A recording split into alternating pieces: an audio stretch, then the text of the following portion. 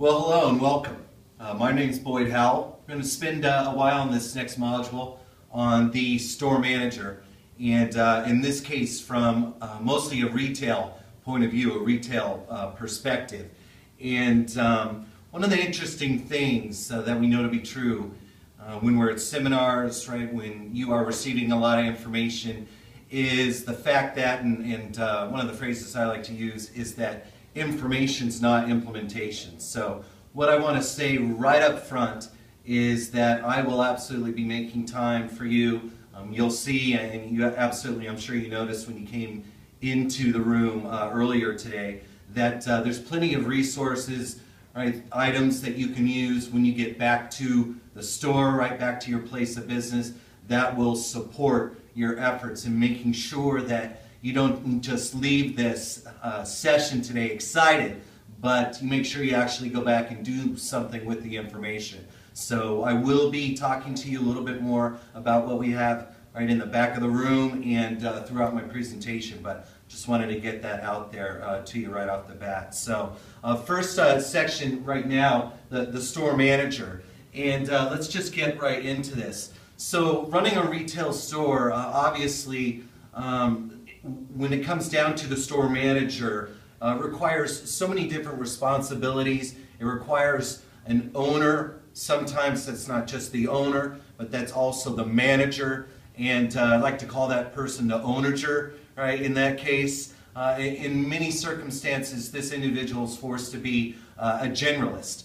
And there's so many differences, as you can see up here, in the sales productivity, all the responsibilities that is required to be successful.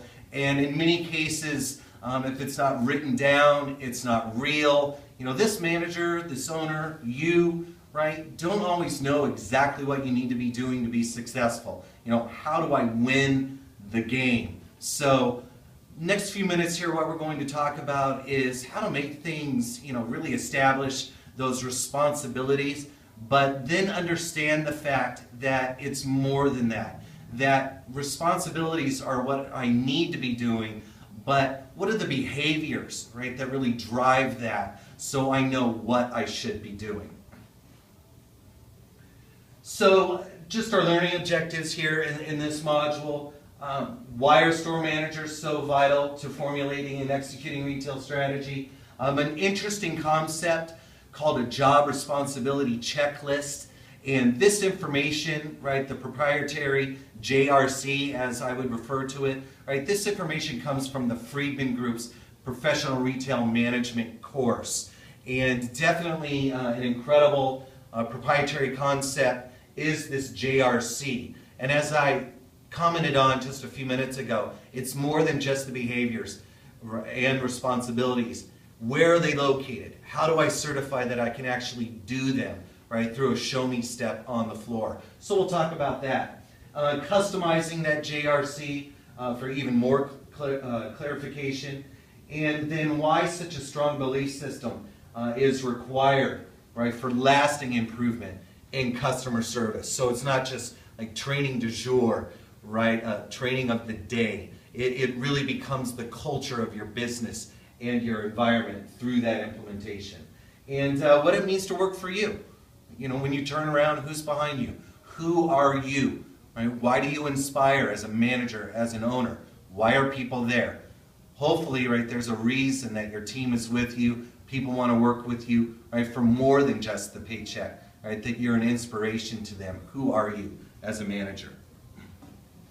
So let's just get right into this. So store managers, right off the bat, 4 major hats: salesperson, trainer, operations manager, and then absolutely a sales manager. And in a retail management environment, it's very common, right, for a manager to have to wear all 4 of these hats, and the owner, right, as I commented on a few minutes ago. So one minute I'm the salesperson, the next minute I have turnover, I've got somebody new in the store, right, and turnover is pretty inherent on a daily basis, right, so now I'm the trainer, and then back to being the salesperson. Oh, and then a shipment comes in, or I'm planning inventory, I'm the operations manager, and the next my gosh, I've got to coach these people on the selling floor, use metrics connected to their behavior to increase, right, and improve sales productivity. So I'm a sales manager.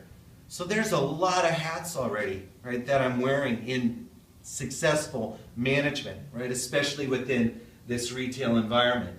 But there's even more than that, this encompassing, right, comprehensive fifth hat that we call the company hat.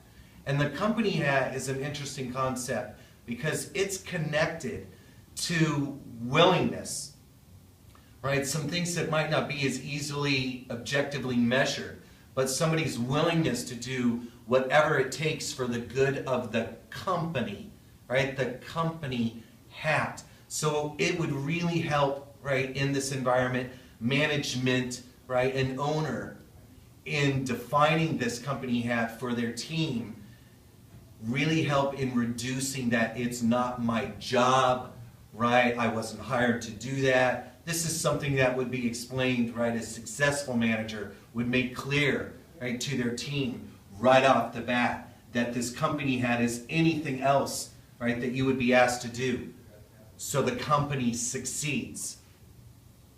So it's very much all-encompassing, and it's a different concept for people. So we're going to spend some time, right, looking at that a little bit closer.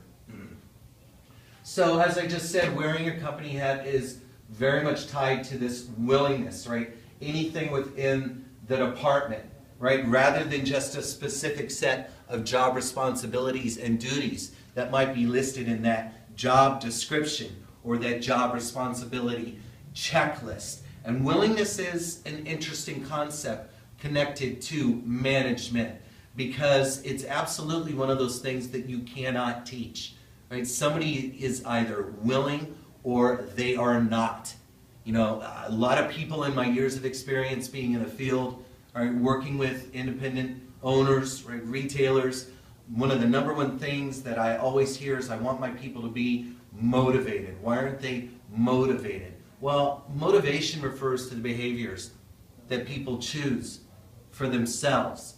So as an owner, as a manager, I have to create that environment with accountability, with the responsibilities written in real, to where people choose more often than not to do the right thing. For example, if you have somebody that's late all the time, you can't tell me that they're not motivated. They're definitely motivated.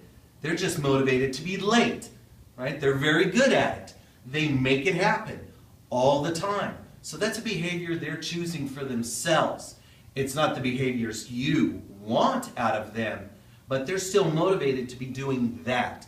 So once again, through management, through accountability, we're going to be talking and looking at even more closely how to create that environment where people are choosing more often than not to do the right thing.